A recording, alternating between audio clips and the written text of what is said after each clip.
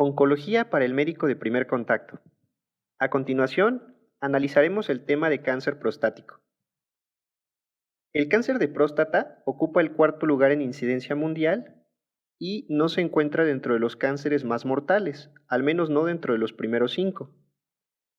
Con base en el registro de 2018, representó un número mayor a 1.200.000 casos nuevos y más de 350.000 muertes. Algo muy interesante es la manera en que se presenta su incidencia, mortalidad y prevalencia. Este cáncer es sumamente frecuente en Europa. Veremos a lo largo del módulo que tiene que ver mucho con la expectativa de vida y el hecho de que la edad sea un factor de riesgo para desarrollarlo, además de los sistemas de cribado y el uso del antígeno prostático en los países con economías desarrolladas. A pesar de eso, el continente con mayor mortalidad por cáncer de próstata es el asiático, y cuando analizamos la prevalencia de la enfermedad, encontraremos que Europa y Norteamérica tienen el mayor número de casos prevalentes. Esto se debe mucho a la etapa clínica temprana en la cual son diagnosticados. En esta gráfica podemos apreciar la comparación entre mortalidad e incidencia. Queda claro que hay una relación de tipo lineal en África y en Asia, es decir, en estos continentes a mayor incidencia, prácticamente mayor mortalidad, como si no hubiera un impacto por el tratamiento. En cambio, en Europa podemos ver que la incidencia aumenta, sin embargo la mortalidad no se dispara. Esto tiene que ver mucho nuevamente con la etapa clínica al diagnóstico y con las opciones de acceso al tratamiento. Cuando observamos la relación entre incidencia y mortalidad para el cáncer de próstata, veremos que es una neoplasia maligna muy frecuente, pero afortunadamente poco mortal, comparada al menos con los cánceres de pulmón y mama. La relación que hay entre estas dos variables es aproximadamente de 0.28, a diferencia de pulmón, donde mencionamos que era de 0.85. La pendiente en cuanto al número de muertes por cáncer de próstata ha venido en aumento, sin embargo, es mucho menor que para el cáncer pulmonar. Algo muy importante es el resultado que ha habido en supervivencia global en los países con economías desarrolladas. Aquí podemos ver el caso de Estados Unidos. La supervivencia global a 5 años para el cáncer de próstata ha mejorado en más de 30%, desde los años 70 hasta el año 2013. Esto es algo sorprendente y posiciona al cáncer de próstata como el que más ha evolucionado para tener el mejor pronóstico. Si nosotros hiciéramos un desglose por nación, podríamos observar que Estados Unidos tiene una gran incidencia y sin embargo una muy baja mortalidad. El cociente entre estas dos variables sería de 0.13. Si buscamos a nuestra nación, veremos que su cociente es de 0.27, muy similar a la media global. Llama la atención la alta incidencia, ocupamos el lugar 12 y el 11º en mortalidad. Este es uno de los lugares más altos para todas las neoplasias malignas, en el que nuestro país está en los primeros lugares. Y esto lo podemos apreciar cuando vemos la estadística local. En México representa el segundo lugar en incidencia con más de 25.000 casos nuevos y el primer lugar en mortalidad, con casi 7.000 muertes por año. Si nosotros hacemos la comparación con Estados Unidos, veremos que lo superamos tanto en incidencia como en mortalidad. En dicho país, la mortalidad representa solamente el 4.7% de todas las muertes relacionadas con cáncer. En México, esta es prácticamente del doble. Si hablamos de la epidemiología del cáncer de próstata, veremos que es una enfermedad que se relaciona mucho con la edad. Se dice que 1 de cada 7 hombres lo padecerá, sobre todo más allá de los 60 años, con una media del diagnóstico de 66. Es muy importante para poder comprender la biología tumoral, el diagnóstico y el tratamiento del cáncer de próstata que comprendamos el contexto en el cual se presenta. Esta enfermedad es sumamente frecuente como podemos ver. Sin embargo, no constituirá una de las principales causas de muerte en aquellas personas que lo padezcan. De ahí que veremos más adelante los términos de tumor silente u oculto y aquel que clínicamente se manifiesta. Se dice, por ejemplo, que el 70% de los pacientes que padecen cáncer de próstata fallecerá en su casa. Al menos la mitad de ellos tiene comorbilidades y solamente el 10% morirá por causa directa de la enfermedad maligna. El resto fallecerá por enfermedades cardiovasculares o por diabetes, generalmente. Esto es importante, de tal manera que a partir de los 50 años, el riesgo de por vida de desarrollar cáncer de próstata microscópico es muy alto, llegando a ser hasta el 42%. Sin embargo, el riesgo de morir por esta enfermedad una vez que se padece será del 3%. Esto significa que la enfermedad va a ser muy frecuente, pero no necesariamente mortal. Y eso es lo que nos debe de llevar a tomar decisiones clínicas y evitar el sobretratamiento. Algo muy interesante del cáncer de próstata es su biología tumoral. En esta gráfica podemos ver la proporción de muertes por cáncer atribuidas a factores de riesgo. Podemos ver que el virus de papiloma humano asociado con el cáncer cervicouterino, el asbesto asociado con el mesotelioma sobre todo, y el tabaquismo asociado con diversas neoplasias del tracto aerodigestivo constituyen factores de riesgo que atribuyen un gran número de muertes en diversas neoplasias. Sin embargo, cuando buscamos el cáncer de próstata nos damos cuenta que ocupa uno de los últimos lugares. Esto significa que al analizar los factores de riesgo no vamos a poder abordarlos como lo hicimos con otras neoplasias y tenemos que conocer un poco más la complejidad de la próstata. Te invito a que recuerdes qué es lo que tú sabes de la próstata. Recuerda la embriología, la anatomía, la fisiología. ¿Podrías mencionar algo sobre esos apartados? En muchas ocasiones en las escuelas de medicina se aborda la próstata como una glándula que sirve para la eyaculación y en la cual se puede desarrollar cáncer, sin entrar en mayor detalle sobre el funcionamiento de esta importante glándula. La próstata es un órgano de constitución mayormente glandular, hasta en un 80%, pesando entre 18 y 20 gramos y con un tamaño de 4 por 3 por 2 centímetros, tiene una función relacionada con la fertilidad, en la cual participa desencadenando la eyaculación y, sobre todo, activando y capacitando a los espermatozoides. Este es un punto muy importante. Nosotros sabemos desde la descripción de McNeil en el 88 que la próstata tiene varias zonas, siendo la zona periférica la de mayor tamaño, representando un 70% del órgano, seguido por la zona central con un 20 a 25 y la zona transicional con un 5 a 10% del órgano. La mayoría de los cánceres van a ocurrir en la zona periférica, entonces podemos recordar por qué la zona periférica es el 70% del órgano y ahí se presentan el 70% de los tumores, mientras que la zona central producirá 5 a 10% y la transicional 10 a 15%. Esta constitución de la próstata es importante porque esta zona periférica, que es la más grande, es aquella que es accesible mediante la exploración física a través del tacto rectal. Si nosotros podemos observar en estos cortes, veremos que la zona periférica se constituye de manera longitudinal y podemos también apreciar las otras zonas a lo largo de todos los niveles de la próstata.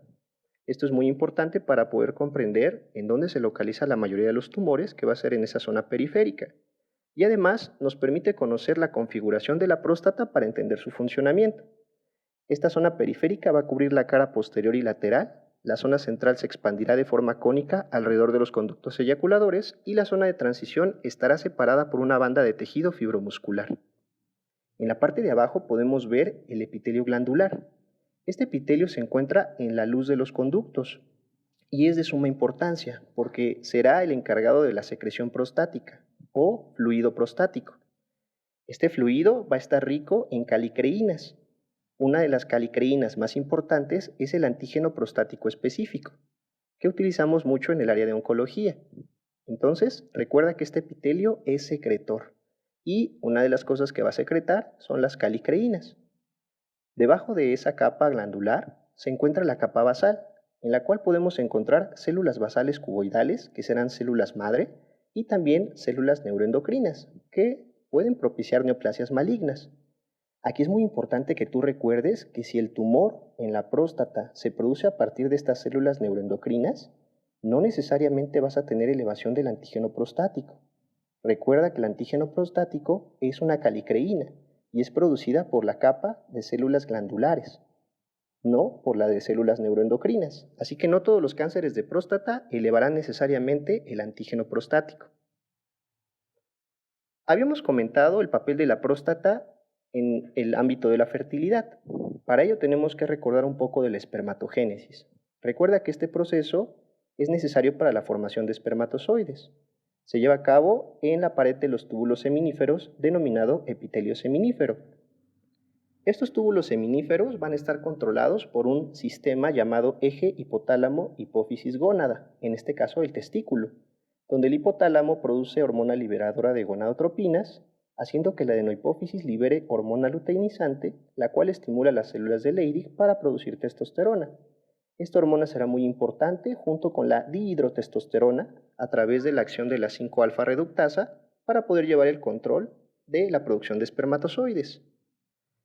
Aquí puedes ver un corte histológico del tubo en este esquema y puedes ver que las células llamadas intersticiales que están por fuera del túbulo seminífero van a ser las llamadas células de Leydig.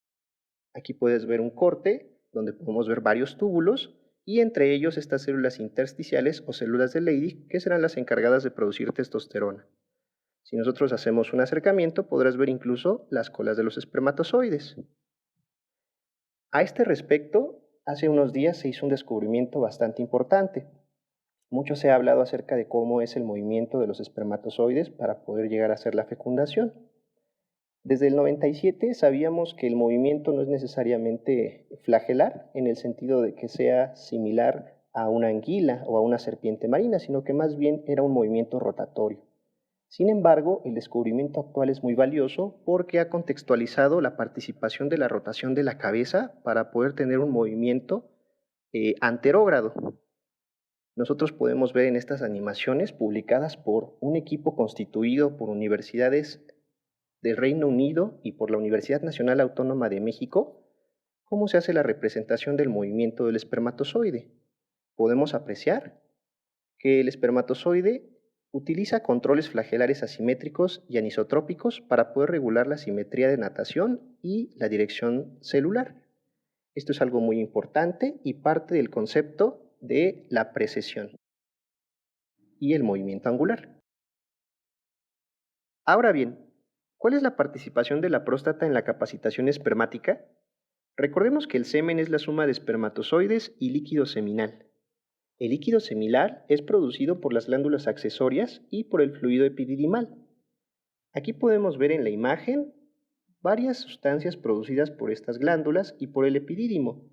Si tuviéramos que recordar las más importantes, podríamos mencionar que el epidídimo produce tetraspaninas. Estas son muy importantes para el reconocimiento e interacción de los gametos. Por su parte, las vesículas seminales producen tres sustancias bastante importantes, entre ellos las semenogelinas 1 y 2, que van a propiciar una matriz gelatinosa con aumento de la viscosidad y coagulación. Esto es muy importante para que el espermatozoide no tenga movilidad hasta realizar una capacitación. Las prostaglandinas, que van a ser muy útiles para el transporte en el tracto genital femenino, y la fructosa, que será un sustrato energético para los espermatozoides. Si ponemos nuestra atención ahora en la glándula prostática, veremos que aporta prácticamente un tercio del fluido seminal. Y si observamos los componentes, aquí viene la parte muy interesante. Podremos observar al zinc, citrato y calicreínas, entre otros. Ahora bien, la próstata tiene el nivel más alto de zinc entre los tejidos blandos del cuerpo humano. Esto es muy importante.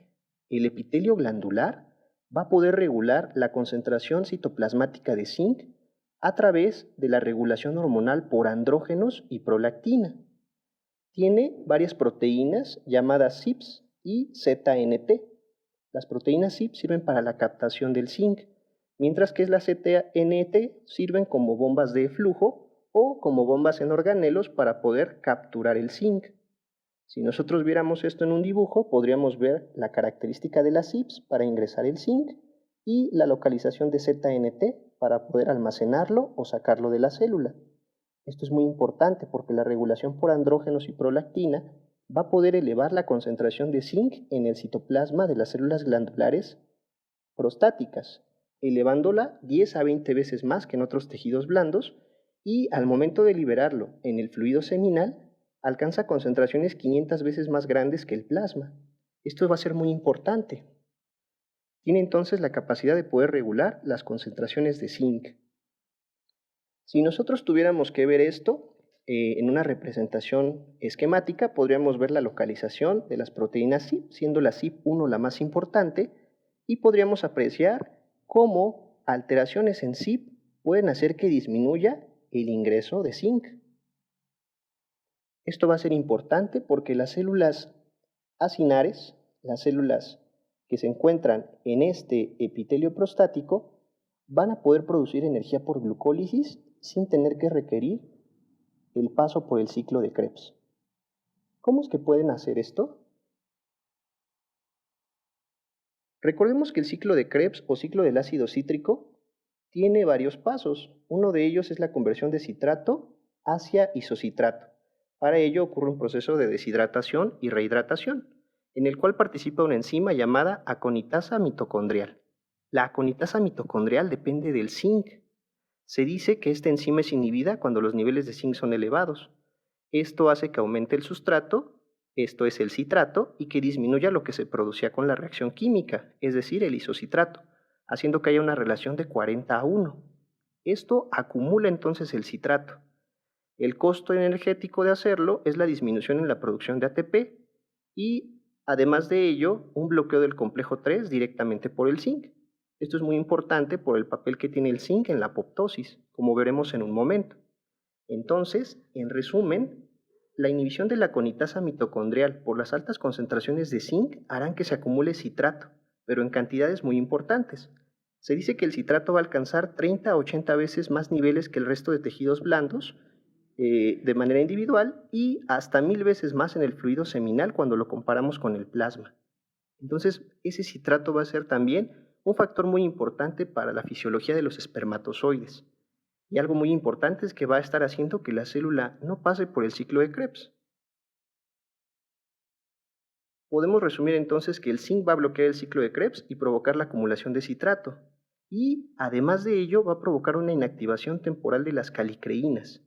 Recordemos que las calicreínas son una familia de proteasas de serina. Reciben su nombre por haber sido detalladas o descubiertas en el páncreas, cuyo nombre es calicreas, haciendo su revisión etimológica. Y van a poder producir péptidos bioactivos. Conocemos, por ejemplo, la bradicinina, que es la calicreína número 1 y que es un agente vasodilatador.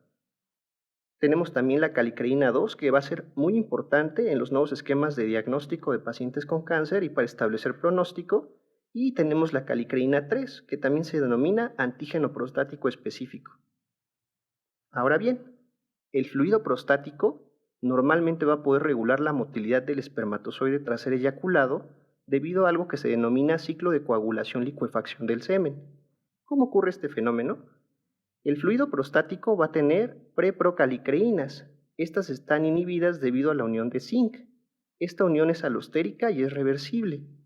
Una vez que aparecen las semenogelinas, que como recordarán, se producen en la vesícula seminal, estas tienen mayor afinidad por el zinc que los simógenos, de tal manera que el zinc se desprende de la preprocalicreína y pasa a unirse a las semenogelinas, lo cual hace que se puedan activar las calicreínas y que el semen pueda tener licuefacción. Este es un punto fundamental para la fisiología de los espermatozoides y para completar el proceso de capacitación. Así que la próstata juega un papel muy importante dentro del tema de la fertilidad, pero además de ello nos abre muchas puertas para poder comprender la carcinogénesis. En esta imagen podemos ver algunos de los puntos que el zinc podría regular, siendo un ejemplo la reducción notable en la presencia de cáncer de próstata. Se dice que hasta el 60-80% de los pacientes con cáncer de próstata reducen los niveles de zinc dentro de la glándula. En este artículo podemos ver cómo la expresión del receptor de andrógeno puede ser inhibido por el zinc. Entonces, si no hubiera niveles adecuados de zinc a los que la glándula está acostumbrada, el receptor de andrógenos no tendría esta inhibición y, como sabemos, tiene un papel muy importante en la proliferación. En esta diapositiva podemos ver cómo el zinc juega un papel muy importante en la vía de las caspasas para la generación de apoptosis. Ante la deficiencia de zinc, sería esperado que el proceso de apoptosis tuviera una deficiencia.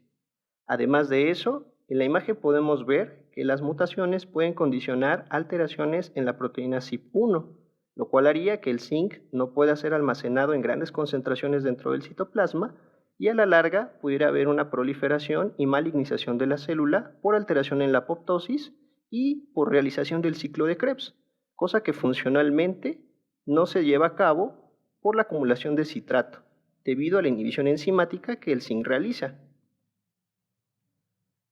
Esto nos lleva a teorizar si podría ser un blanco terapéutico para poder combatir el cáncer. A propósito de ello, se han desarrollado varios estudios, al momento todos preclínicos y en modelo roedor, en los cuales se han utilizado algunos tratamientos dirigidos a ser ionóforos de zinc o bien a ser agonistas de dopamina prolactina.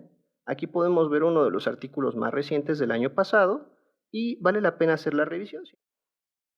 Algo muy importante derivado de estas observaciones es que no debemos de recomendar la ingesta de zinc porque fisiopatológicamente sabemos que no depende de la concentración plasmática, sino que es un proceso complejo en el cual participan los receptores CYPs y además de ello sabemos que la regulación es hormonal y es compleja, participando desde los andrógenos hasta la prolactina.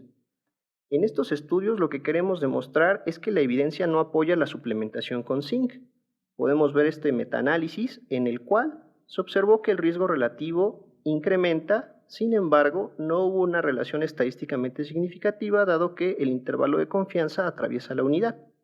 Nosotros podemos citar algunos otros metaanálisis e incluso estudios de casos y controles más pequeños en los que se pudo apreciar incluso un incremento en el riesgo de presentar cáncer de próstata al ingerir zinc de manera suplementaria. Así que en tu práctica profesional como médico de primer contacto no debes de recomendar esta conducta derivado de la fisiopatología revisada. Pasando a los factores de riesgo, uno de los más conocidos y siempre siendo el primero en mencionarse es la edad. Se dice de manera coloquial que si los hombres viviéramos lo suficiente, todos desarrollaríamos cáncer de próstata. En esta tabla puedes ver cómo el riesgo absoluto aumenta conforme la persona tiene más décadas de vida. Y en la gráfica podemos ver que el pico máximo se alcanza alrededor de los 80 años de edad. Algo muy importante es el hallazgo que se ha hecho en necropsias. Nosotros hemos realizado autopsias a seres humanos de edad avanzada y hemos podido observar que entre mayor edad se tiene, más probabilidad hay de encontrar cáncer de próstata, pero la mayoría de ellos son asintomáticos.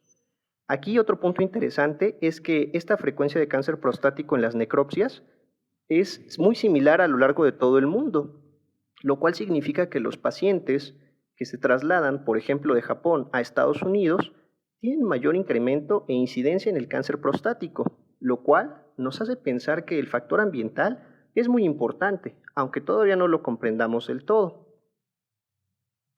Para los 50 años de edad, 30% de los pacientes tendrán cáncer prostático en las necropsias, 70% será para los 70 años y para los 80 años hasta el 85% puede tener focos microscópicos de adenocarcinoma. Dentro de los factores de riesgo aceptados para el desarrollo de cáncer prostático están la hiperplasia benigna, la mutación de BRCA2, los antecedentes heredofamiliares de cáncer prostático de primer grado, la raza, en estudios desarrollados sobre todo en Estados Unidos y Europa, donde se compara población afrodescendiente con población caucásica, la prostatitis, el consumo de ácidos grasos poliinsaturados, la mutación de BRCA1 y el antecedente heredofamiliar de cáncer de mama de primer grado. Aquí es muy importante que durante la historia clínica los pacientes que lleguen contigo por prostatitis, por dolor óseo o por alguna alteración urinaria recurrente, se haga siempre la historia clínica de los antecedentes heredofamiliares. Recuerda que los familiares de primer grado serán el padre, los hermanos y los hijos. A este respecto, sabemos que tiene un riesgo relativo de 2.48 tener este antecedente positivo. Sin embargo, es todavía más grave si es un hermano el que tiene el diagnóstico de cáncer prostático, alcanzando un riesgo relativo de hasta 3.14. Lo mismo pasa en el caso del cáncer de mama. Si tiene un familiar de primer grado con este cáncer, es más probable que tenga cáncer de próstata, que lo desarrolle con un riesgo relativo de 1.18, pero es todavía más severo si es la hermana la que ha sido diagnosticada con cáncer de mama, comparado con la madre. Algunos factores de riesgo que son controversiales y que vale la pena mencionar para poderlos revisar y seguir en el futuro son los procesos infecciosos y la realización de algunos procedimientos quirúrgicos. Como pudimos ver en el cuadro previo, muchos de los antecedentes se relacionan con la inflamación o con el trauma, y es muy importante evitarlos y disminuirlos mediante el tratamiento farmacológico y el manejo médico integral. Algunos de los factores de riesgo que son controversiales son aquellos relacionados con el microbioma. Se dice que Propionibacterium agnes está presente hasta en el 60 a 95% de los pacientes con cáncer prostático. En estas imágenes podemos ver diferentes grados de severidad del acné, pasando desde un grado leve hasta un grado severo. Cuando nosotros hacemos la revisión por caracterización del microbioma prostático, podemos ver en estas columnas el tejido tumoral, el tejido peritumoral y el tejido de pacientes que no presentan patología prostática. Nosotros podemos apreciar que Propionibacterium está presente en gran proporción, pero está presente tanto en el tejido tumoral como en el no tumoral, siendo el más frecuente. Entonces, si bien es cierto que vamos a encontrar este microorganismo en los pacientes con cáncer prostático, también es cierto que es muy frecuente encontrarlo en aquel tejido que no es tumoral, haciendo incluso que la revisión nos muestre que no hubo un resultado significativo en cuanto a una diferencia entre el tejido tumoral y no tumoral con Propionibacterium. No así para otros microorganismos como estafilococo o estreptococo, en donde sí hay una diferencia estadísticamente significativa, lo cual nos lleva a pensar que las infecciones y su mecanismo de inflamación tienen que ver mucho con el desarrollo de la enfermedad, pero no necesariamente para un microorganismo determinado como puede ser Propionibacterium. Aún así, es un tema controversial. Existen algunos estudios interesantes, como este metaanálisis, publicado por Shank y colaboradores, que incluyó 3 estudios de corte y 5 de casos y controles, en el cual se encontró que el acné, en cuanto al riesgo de cáncer prostático, no tuvo una relación estadísticamente significativa. Si podemos observar la razón de Momios, el intervalo de confianza atravesó la unidad y tiene un índice de heterogeneidad bastante alto, de 64.5. Ahora bien, si solo consideramos los estudios de cohorte, nosotros podemos ver que la razón de Momios asciende a 1.51 y tiene un valor estadísticamente significativo sin atravesar la unidad y con una heterogeneidad nula. Esto es muy importante, porque esos estudios de cohorte pues, han demostrado cosas interesantes de subpoblaciones. Si nosotros vemos particularmente, por ejemplo, el estudio de Ogi del 2018, que está incluido dentro de estos estudios de cohorte, podremos ver que es un estudio sueco en el que participaron más de 240,000 personas, donde se encontraron 1.633 casos, y aquí lo interesante fue que los pacientes, dado que participaban en el servicio militar y así es como fueron incluidos, eran pacientes adolescentes, en el cual se pudo clasificar la severidad del acné y quedó demostrado que el acné grave tuvo una relación hasta de 5.70 con un intervalo de confianza que llegaba de 1.42 a 22.85. Así que esto sigue siendo un tema controversial. Por el momento no podemos decir categóricamente que el acné o los niveles de testosterona relacionados directamente con el acné tengan que ver con un riesgo incrementado de desarrollar cáncer de próstata. Sin embargo, estaremos muy atentos en la evidencia futura para poder tener más información y tomar decisiones adecuadas. Otro tema muy importante y controversial es la realización de vasectomía. Si nosotros revisamos la literatura, por ejemplo, las clínicas oncológicas de Iberoamérica hacen alusión a que la vasectomía sí constituye un factor de riesgo, aunque este riesgo es bajo. Sin embargo, se debe de hablar con el paciente antes de realizarlo. Esto a la fecha sigue siendo muy controversial. En esta diapositiva podemos apreciar el metaanálisis realizado por Bindi en 2017, donde se muestran los estudios de cohorte y los estudios de casos y controles, mostrando una asociación débil entre la vasectomía y el riesgo de cáncer de próstata. Podemos observar que los 7 estudios de cohorte muestran un HR de 1.05, sin que se toque la unidad, y con ello una heterogeneidad baja del 9%. Esto es positivo para decir que la vasectomía es un factor de riesgo. Sin embargo, en los estudios de casos y controles no se encontró una diferencia estadísticamente significativa, a pesar de que la asociación también fue baja a favor de que fuera un factor de riesgo, con un HR de 1.06, pero atravesando la unidad y con un índice de heterogeneidad de 37% entre los estudios. Por ello, no podemos decir de forma tajante que la vasectomía sea un factor de riesgo para desarrollar cáncer de próstata, pero tenemos que reconocer que la evidencia nos exige realizar más estudios para poder conocer plenamente el riesgo que existe y tenemos que hablar con los pacientes que se realicen este procedimiento para poderles informar de una manera clara y resolviendo todas las dudas la relación que se ha documentado en la literatura entre la vasectomía y el desarrollo de cáncer de próstata. Finalmente, vale la pena mencionar algunos factores que no son considerados como de incremento en el riesgo y que en su momento desarrollaron o crearon alguna controversia.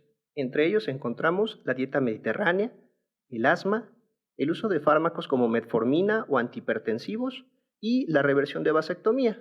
Este último punto aumenta más la controversia aún del previamente mencionado, porque aquellos pacientes que se realizan la vasectomía y después tienen una reversión del procedimiento no mostraron tampoco tener ni reducción ni incremento en el riesgo. Así, el contexto epidemiológico y la trascendencia del tema es grande. El cáncer de próstata es la principal causa de muerte por cáncer en hombres en México.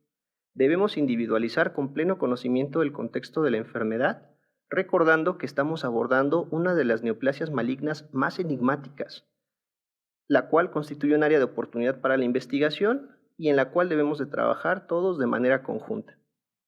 Muchas gracias por su atención.